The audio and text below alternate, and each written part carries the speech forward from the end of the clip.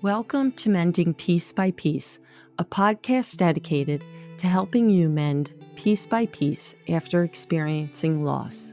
I'm your host, Linda Falasco, a therapist with over 30 years of experience specializing in loss and grief and a lifetime of lived experience. I will start by sharing my personal story of trauma, loss, and grief, and will also include honest interviews with others who have experienced loss and who have found strength and growth afterwards. So here we go, giving a voice to trauma, loss, and grief as we learn together to mend, even if it's piece by piece. Please note, this episode contains depictions of death and suicide. We understand that some may find these activating and/or disturbing. Please check the show notes for more detailed descriptions and additional resources. If you or someone you love is struggling with thoughts of suicide, please call the Suicide Crisis Lifeline at 988. Welcome back to Mending Piece by Piece podcast. I wanted to spend this episode sharing with you what helped me in my grief journey after losing my brother, Jeff. How did I cope? Sure, little. My husband was great support. My girlfriend was good support. I went to the group. I really poured my grief into action. And everybody is going to deal with their grief differently. And that's important to understand. Everyone grieves differently. There's no right way. There's no wrong way. There's your way. And I think you need to figure it out. People love to tell us what to do. Oh, just do this, do that. Well, it might not be right for you. Men and women, we grieve differently. Husband and wives, they're going to grieve differently. What's important is that you communicate with those around you so that people understand that's the way you are grieving or mourning. That's the way that you are dealing with it. For me, I like to stay busy. So, like I said, I poured my grief into action. The first year I was in grad school, so I poured everything I could into grad school and did all my papers around suicide loss, how suicide affects the family, how teen suicide. I learned as much as I could and how it was going to impact me or how it impacts people and why do people do this. I went to the group, the Survivors of Suicide group I talked about. That group, that really was saving grace for me. And like I said, the woman who ran it was Mary Ellen Carpenter. This was a woman who had lost her son maybe 9 years, 10 years before I came. And she, in the 80s, was like, I need to find something, and was in desperate need to talk about this and wanted to find others. And she reached out and found somebody in Philadelphia. I could give you the whole history. I have it. She started a group right in Delaware County for people who lost loved ones to suicide. And she started it in her house. She just wanted to have a place where people could talk. And that, from the Philadelphia group, they started, and it was called Survivors of Suicide, and it eventually became incorporated. This woman got this group, and then from her group, other groups started in the surrounding counties. So I came along and I went to that group 2 years straight. First year, my husband went with me pretty much every week. I get so much from that group. I got support. I felt like I had an outlet. I felt safe. The group also kind of started resembling a family dynamic, which is interesting. We took on roles. Someone was like my mom. Somebody was like a dad in the group. I was like the child in the group. And it's interesting how that plays out because you start to get to know people really well. And then you can have conflicts like you do in your own family. And that did happen as I worked with Mary Ellen on a lot of these things that I started to do. We worked together and we did so much together that we literally fought like mother and daughter at times. And that was okay. We usually came back together and made up. But in the beginning, I'm going to go back a little bit. So I had this group, and from that group, every year they had a conference for survivors. a yearly conference. One year it would be in I think North Jersey, and then the next it would be in New York. And it was usually sponsored by American Foundation for Suicide Prevention. First year of my loss, I went to the first one in North Jersey, and I got a lot out of it, a real lot out of it.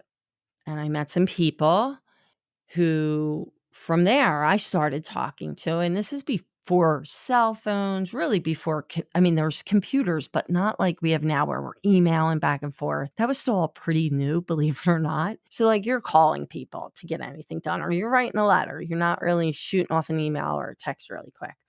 So I was communicating with these people and, what more can I do? I really wanted to get involved more. And then we went to this conference in New York City. So it's 14 months out since I lost my brother. And I went with another mom and dad that was in the group, my group that I went to biweekly, and their daughter.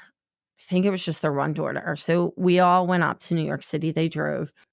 And it was really good. It was a good conference. You're there, you're talking about this loss. People are up sharing their experience. There's panels, there's breakout groups. So I get to talk with other siblings. And as a sibling, you really don't have a lot of other siblings to talk to. And sibling grief, we're forgotten. We're the forgotten mourners. There wasn't much written about sibling grief at the time, especially suicide loss. It's really misunderstood, and we're really just kind of pushed aside, take care of your mom, or how's your dad? Nobody really checks in on you. So going to these things for me really was important, and I got a lot out of them. At the conference, they always have a keynote speaker there, and this year it was Mariette Hartley, and I know that most people will not know who this is. And she was in film long time ago. She was an actress. She lost her father, her uncle, and her cousin. And she knew suicide. She knew suicide loss. So she was speaking.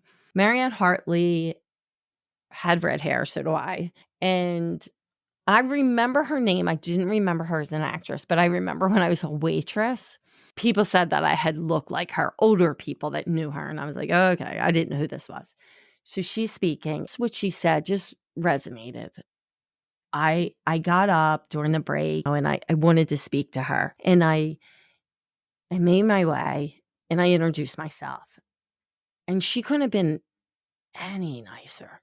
She was really busy. People were trying to talk to her, and they were trying to get her to whatever she had to do next. They were trying to move her to that next segment. But she took the time and spoke with me. And I just said, I really relate to your story. And I just briefly shared a little bit about my loss. And I just thanked her.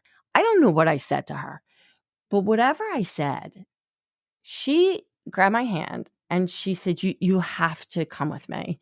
And she took me to the organizers of this event and introduced me and said to them, this young lady needs to speak about her loss today. And I remember looking like, what? And again, I don't remember what was happening next, why she said it, but she was adamant that I spoke. And she just said to me some of the most kindest things at that moment that I had probably heard. And there I was, New York City, at a big conference. There's about 300 people here. And they're like, okay, we'll fit her in here. And I'm like, oh my. So I go back to the people I was with and I'm like, I'm going to be getting up and speaking after lunch, because it was like a lunch break. And they were like, what? So I got a piece of paper. I must have had a notebook with some stuff, because it's funny. I have the notes with me right now, and it was on the back of where I worked at the time. I must have had a paper from work, and I just started writing brief outline of my name. You always got to write your name, because guess what? Sometimes you get up there and you totally forget who you are. But then just wrote about my story, just a little bit about the first year. That was the first time I spoke about my loss, really spoke about my loss. I spoke in front of about 300 people. There was maybe more there. It was packed. It was absolutely packed. And that was amazing. Not only speaking about my story, but this lady who took the time to listen to me and told me, who had been through this for years, she was like, I I've been inspired by you and your story. She gave me so much hope that day. So much hope. She gave me hope that I would be okay, that I had a story, that my voice, my story, my grief is important. That even though did you hear that? Even though I'm a sibling, I was going to say just a sibling, because that's how people look at us. My grief was important. My grief is important. That I can heal, that I can help others. I can maybe inspire others. That my brother mattered. His story mattered. I needed to talk not just about my pain, not just about my loss, but I needed to talk about him, how important he was to me, and how cheated I felt, how we didn't get to grow old together, but how my brother was not just a statistic. My brother had a story. My brother should not be just known by the boy who died by suicide, because my brother was so sensitive and so compassionate and caring. And honestly, if you were his friend, or if he cared about you, he would do anything for you. I think we got that from my dad. My dad's that way. Now, if you're our enemy or you go against us, then watch out. But my brother, like I shared earlier in earlier episodes, he had a story. And that was just the start of it for me. Going to the group, yes. Going to that conference was that put stuff into action. And after that conference, a fire was lit under me. And then the action started. It was only 14 months. I still had a lot of grieving to do. I still am grieving. I think I'll grieve for the rest of my life. I think we do grieve for the rest of our lives.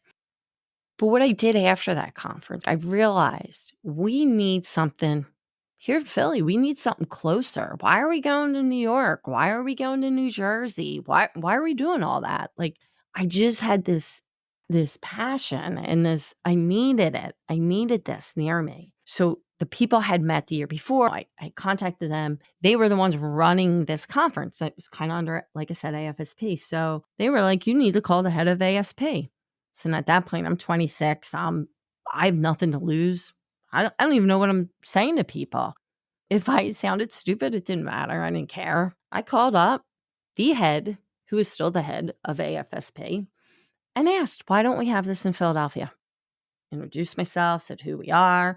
Again, somebody took the time and talked to me and said, we need this here. We need whatever it is they're doing there. We need it here. Explained to me what they did. And yeah, he gave me some numbers and said, hey, people have tried before. Here, his name is Dr. Sudak. He wanted to get this started before. All these people are involved nationally.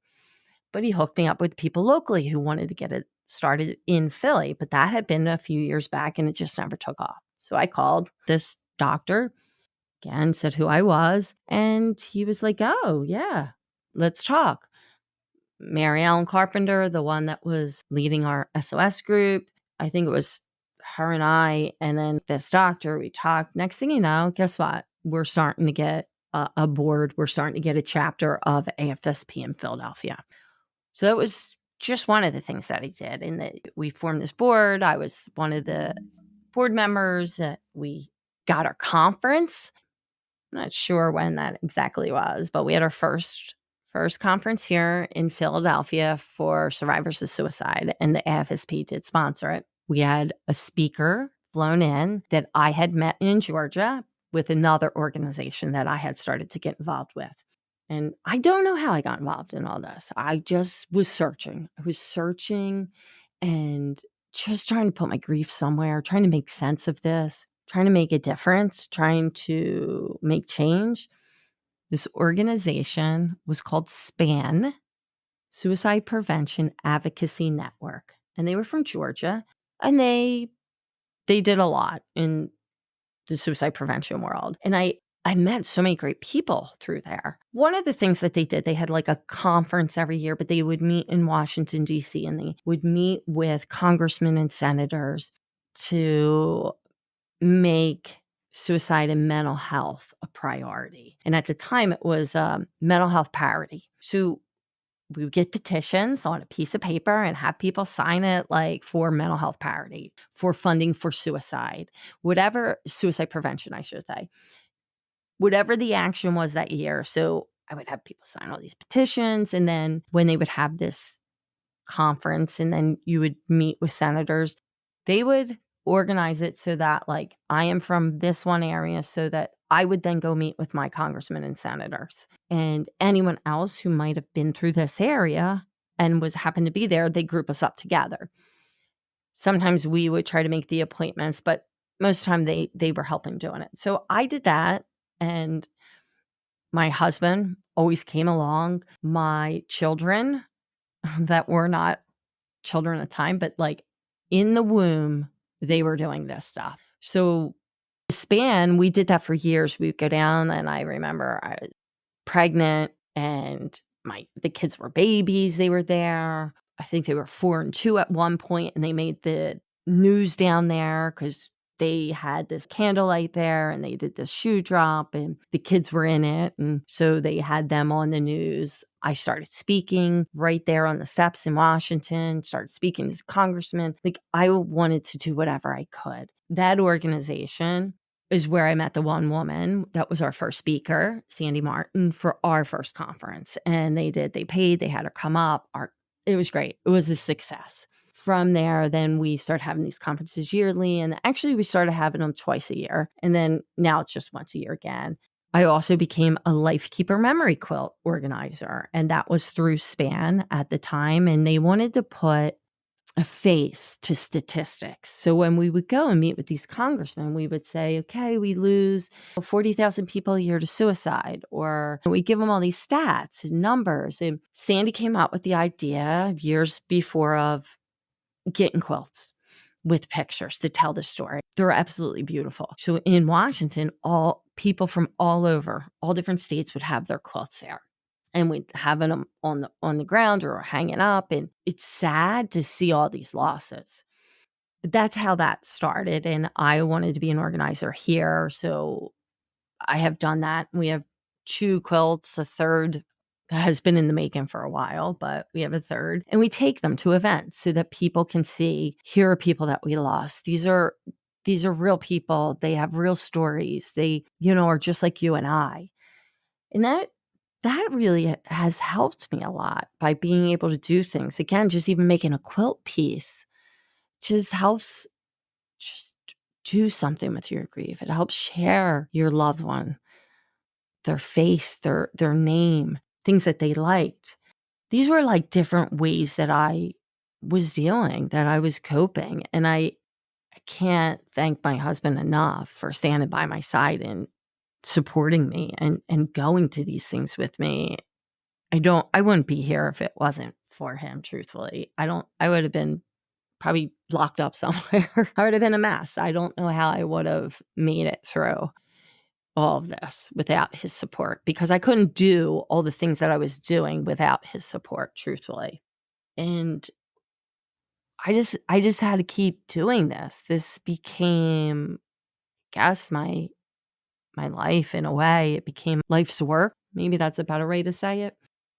Because I was needing to do this. I felt like others needed to have this information and we needed to get together, and survivors are forgotten about and we're just kind of pushed away. And sometimes you just don't fit into the other regular grief group. So this was really important to me in my grief journey. And these are things that helped me cope and move through a lot of my grief. So doing the group, getting these other things together. One of the biggest things, and I sat it in one of the episodes, was my faith. It's my faith. I remember after losing Jeff and coming back home, that was the only thing that I knew to be true. Didn't go to church all the time at that point, and trust me, we didn't grow up in a church family. I went to church. I took my brothers to church at some point, but we didn't go as a family. But I would go at the holidays. I went to college and kind of fell off. And during the holidays, I always went Christmas, Easter.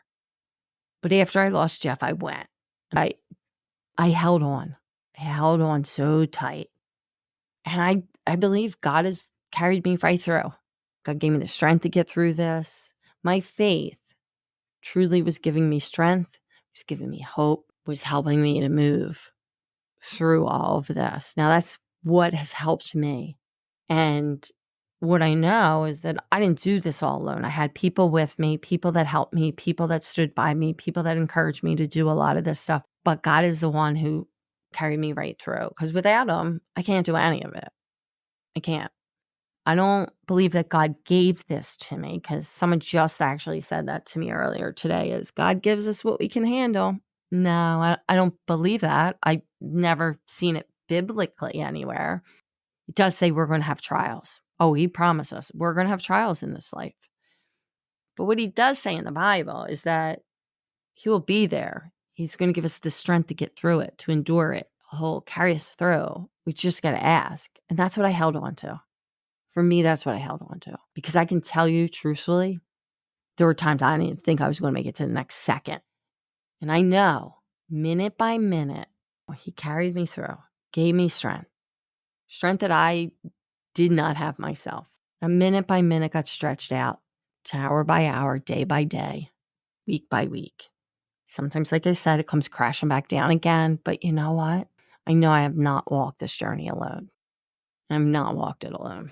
I do believe that this was the gift that I got out of losing my brother. And if you've listened to the earlier episodes, I talk about the book, My Son, and how that one line that the priest said to Iris, I know you don't understand now, but you will find a gift in this. I held on to that. I held on to it so tight. And I do believe this is the gift. This is me being able to honor my brother, remember my brother, but also to help others in their grief, in their journey, to let them know that they're normal, that there is hope, and that they can move forward. There is a gift in this pain. Do I want my brother back? Would I want him back? I would want my brother back in a hot minute. Yes. Yes. But I can't. So I need to embrace what I have. And that's what I've done. I've embraced this gift. Sometimes it's really hard. Sometimes it's really tiring and heavy. And sometimes I say, I don't want this gift, but I keep going because, again, he gives me strength to keep going. Said about the quilts and going to DC and doing that work. And through that work, I met our medical examiner in this county. And from meeting him there, talking to these senators, I got a job with him, part-time job. I started working with him. And I was pregnant at the time. I had my oldest. She was a year and a half, 2, and I'm pregnant. And met him down in Washington, D.C., which is crazy. I don't even think that I had any idea of, I don't want to say what our medical examiner did, but I didn't know who he was. I had no idea what else they did. But here he was, very involved in suicide awareness and suicide prevention. He was involved with the organization SPAN. And he said, hey, I want to meet with you when you come up. When we go back up, let's try to work together. Let's get more stuff together in our county. So I did. Contacted each other. And from there, I got this little part-time job. And him and I started talking more about what can we do. That was his passion. And I learned a lot from him in working together. And one of the things I had said is, like, I would love to have a candlelight vigil. I think for survivors, that would be really nice. So tried to figure out how to do that. And when I presented this because in our county and like probably other places, you have to get permits for stuff. You got to get permission, all this stuff. So apparently, I met with somebody again. I'm young and naive at this time. I'll call whoever. I'm still the same way. I'll call whoever. I don't care. If I want something, I'm gonna go try to go get it, and I'll call whoever. I'll ask people. I'm gonna try to get it done. So there was a person who organized a lot of big events here in our county, and they to talk to her, and I did. And she told me, this is what you need to do. And in it, she said, you need to start a task force. I was like, what? Task force? Yeah, like they're not going to let you just say, oh, let us have this candlelight. I don't know why. I didn't understand. It sounded a little bit stupid to me, but there's political stuff in it. I don't know. I'm just following what they say. So I'm like, all right, I don't know what that means. So we pulled together a task force. So it's myself. I think my mom came to the first meeting. One of the guys that was in the group, Tony, and another person who lost their sibling. That was our first official task force meeting. The four of us survivors talking about what task force do. Tony knew he actually in his job was involved with organizing things like this. So he was able to kind of guide us and tell us this is what a task force is. It's about making awareness, prevention, bylaws, all that. So there we are. We started. From that, I got my candlelight. I could say officially we had one meeting, we had a task force. Had the candlelight. Again, I was pregnant, had a baby, putting us on. And from the beginning, like these kids were pretty much there at all this stuff. So they kind of were born into this. But that candlelight still goes on. It is 23 years. I think this will be our 23rd year. Don't quote me on that. I'd have to say. I've been messing up the years lately, but every year we have it. And when I talked about the gift and just sometimes not wanting to do it, I was referring to that. This candlelight has come so far, and so many people, this will be the one event that they go to.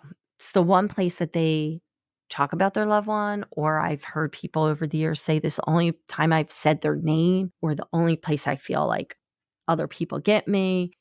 That's what keeps me going because I'm exhausted. And in the beginning of this vigil, we had a lot of people who helped. I had Mary Ellen. She got a bell, this big bell that was part of the 9/11 Foundation. We get it there each year. I had other people from the SOS that would help out. Well, slowly that just kind of everyone backed away, or people are getting older, and it just became me and my husband and my two kids and whoever else I can get there to help set up. But that's who runs this. So we're running this big thing. There can have anywhere from like 75 people to we've had one year over 300. It depends on the year. And there's at times my husband's running the sound and he doesn't know much about sound, but we literally at one point only had a clock radio. Like that's the little things we were doing, trying to run an official vigil. But it didn't matter. It didn't matter if we didn't have like big equipment or we didn't have fancy names behind it, because what mattered was we showed up, we gave people a place to share their story of their loved one, to say their names, to light a candle, to talk about their pain. That's what mattered. So every year when I'm like, I'm exhausted and I'm tired and it's too much work, I remember that. I remember faces, and I tell you, I remember the faces. I remember exactly where they'll sit, of them saying to me, this is the only thing I had. It's the only thing I have. Or the person who came up and said to me, thank you for saying what you said tonight. Because I said, speak their name, shared that they had lost their loved one 15 years ago and nobody spoke their name. And I gave that person permission to speak their name. That's what keeps me going. That helps me on my journey when I'm able to help others. I do want to say every year at the vigil, it is a lot of work. It's kind of easier now. I got to pull in permits doing this, but I'm getting older and It's tiresome and it's hard. It's a lot to pull together, but we kind of got a system down. We do have a sound system now. We do have speakers. We have microphones. We are a little more professional. But what happens is I'm going and I do counseling for a living. So I'm hearing everybody's stories about different things. And as people are calling to come to the vigil, I get stories and they're sharing and I'm listening. And then it brings up my stuff because I'm thinking about what am I going to say? What am I going to share? And I'm holding it all together weeks doing this. And if I don't let air out or if I don't slow down to let my emotions out, pretty much 2 weeks after it, I crash emotionally, physically, spent. So over the last few years, I've been trying to be more aware of that because I know it's coming and feel and let the emotions out. Still, it's a big drop. It is. It's a lot of emotion. And I just think it helps me though. Another thing that I did in this loss is that I started doing trainings. That was pretty early on too, because apparently not a lot of people understand suicide loss, but there wasn't a whole lot of people out there talking on suicide awareness and prevention. So in my job at an agency I worked for, asked me, can you put something together on suicide prevention? And I went with the head guy that in the company and we put something together and I did this presentation. That was the first one I did. And then I started speaking at other organizations in other places. And I've gone across the country doing continuing ed credits for counselors and social workers and professionals on suicide awareness prevention and what I say postvention, that is suicide loss. So I've done a lot. I do find some joy in doing that and trying to help others understand it. One of the things that I said years ago, I was like, I'm going to write a book. I want to write a book. I want to have a grief like workbook. I didn't want to write a book like tell my story. I wanted more a book that I was looking for when I lost Jeff. There was very little I said about sibling loss. I kind of was thinking about that, but I wanted something that gave me just enough information about grief and suicide loss so I could understand it. I enjoyed reading other people's stories, but I could only read so much of that. And then there were the other books that were just so clinical and too heavy, way too heavy. So I was trying to find something like in between. Gave me a little information, maybe shared a little of their story, but gave me suggestions or ideas and ways to cope and like journal prompts, things that I could try to process my own grief. I couldn't find anything. And then in my work, I worked with kids and adults. At that moment, I was working with a lot of young kids and teens. And so I was making a lot of worksheets for them. And I saw kids that lost people, lost their parents, lost a sibling. So we would make memory books and a lot of these little journal prompts and putting pictures places. So I was collecting all this stuff and I kept saying, I want to put something together. Like really, I do. And I never did it, or I started it, I should say. I think now it's like 16, 17 years ago. I really sat down. I was like, all right, that's it. Because I had a lot of it. I went to sit and then life got in the way and I stopped. But I would continue to do it with people and give them these ideas and these prompts. And because I knew a lot of people, I'd say journal. And they'd be like, yeah, I don't know. I can't journal. Some people love to journal. Other people are like, they need that guidance. So that's what I was looking for. And then just 2 years ago, I did it. And for me, it was a God moment. I was trying to kind of move my career in a different direction. And as I was at a conference for that, God made it really clear. And I heard it loud and clear that I wasn't finished. He wasn't finished with me yet. And it was clear that I had to sit down and start that book. And I did that night. I did. So I put out Mending Piece by Piece after suicide loss. And it's a guided workbook and journal to help people move through that loss. And the official title is Mending Piece by Piece After Suicide Loss, Guided Grief Workbook and Journal to Heal the Survivor's Heart. So I did 2 years ago. And yeah, I was glad I was able to do that, and it brought a lot up, though. Stuff I forgot.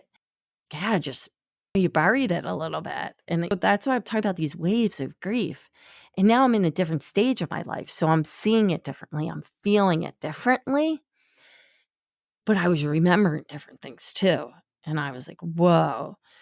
So, while I was writing that, I was going through it, and I was in counseling, thank goodness, and trying to process it and trying to stay regulated, and but so much was coming back. I felt I even though I was 25 when I lost my brother, I felt like a 5-year-old at times in these emotions, they were so raw. But I did my work, I was staying in that, I was still doing the writing, I got that one book out, and I took a little bit, but the original purpose was to have a grief journal just for all kinds of grief.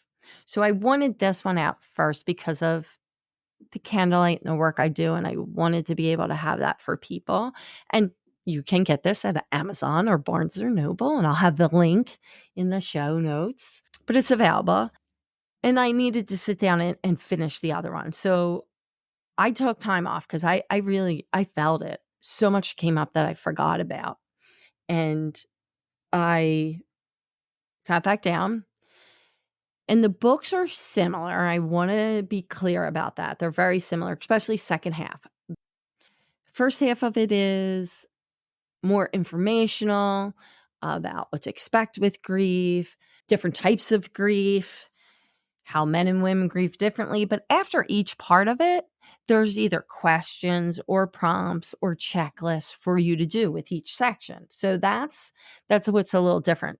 Talks about how losses accumulate. There's like something in there, all the different physical feelings you're going to feel, the emotional feelings.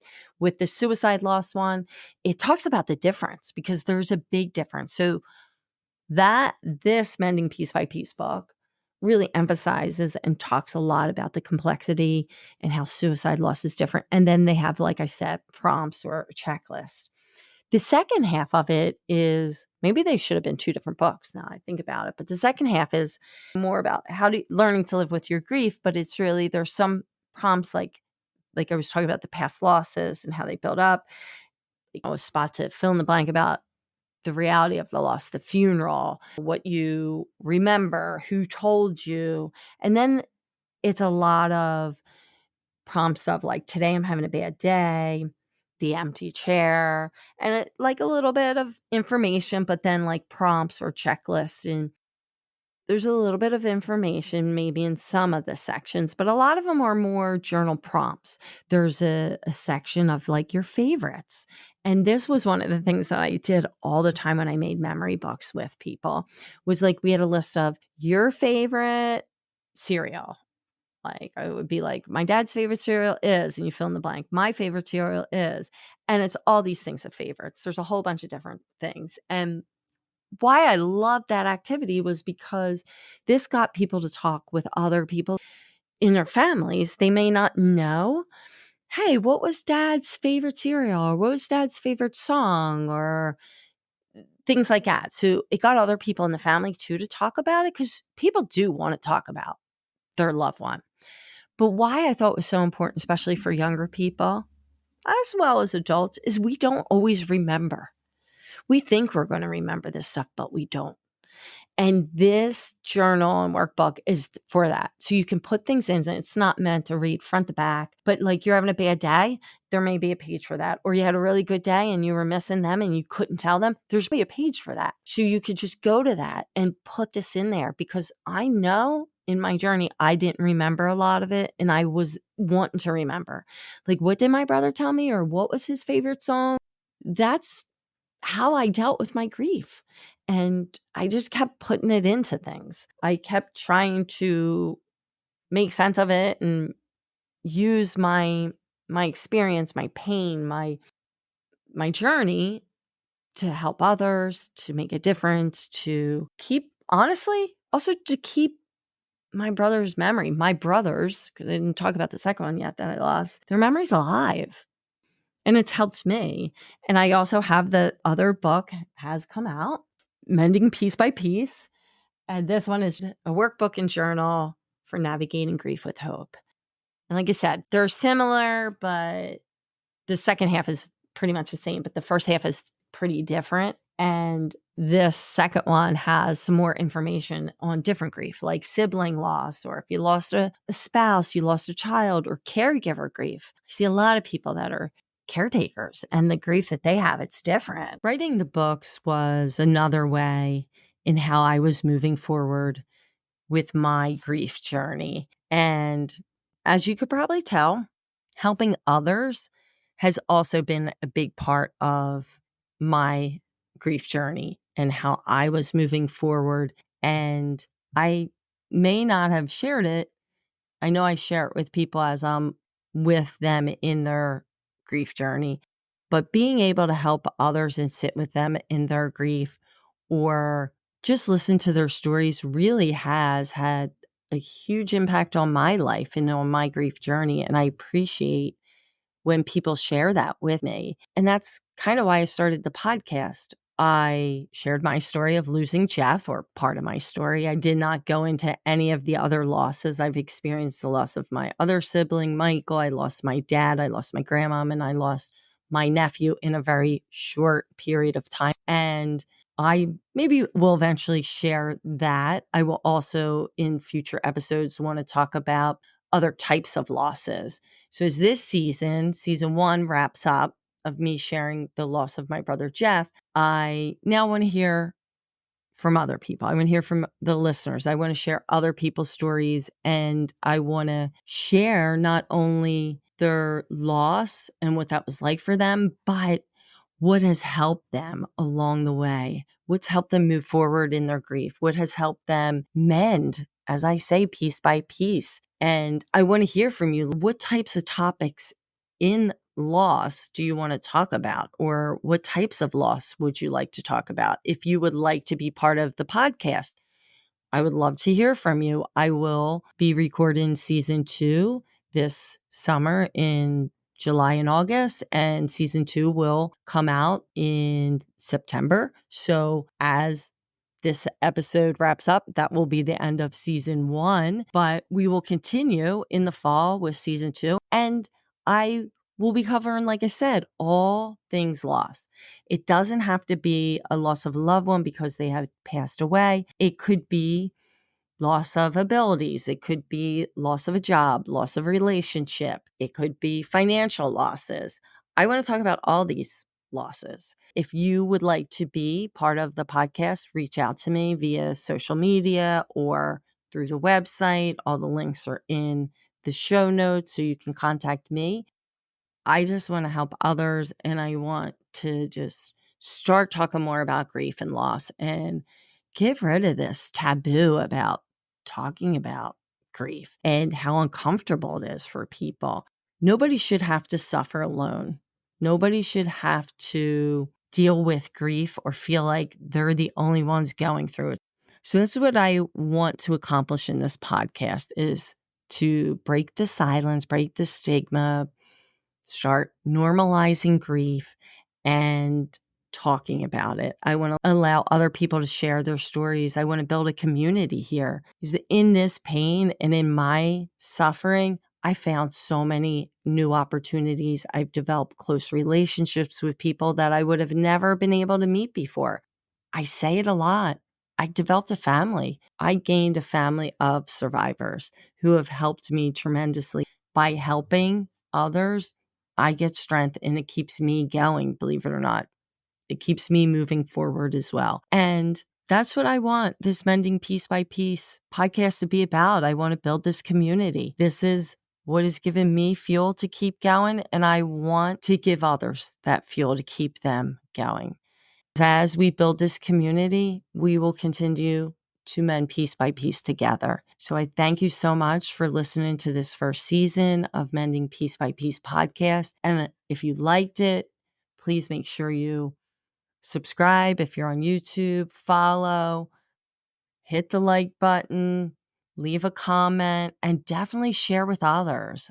Share with other people who are going through this journey, because we need to normalize talking about grief. Until the next time, continue mending piece by piece, and I will see you in the fall.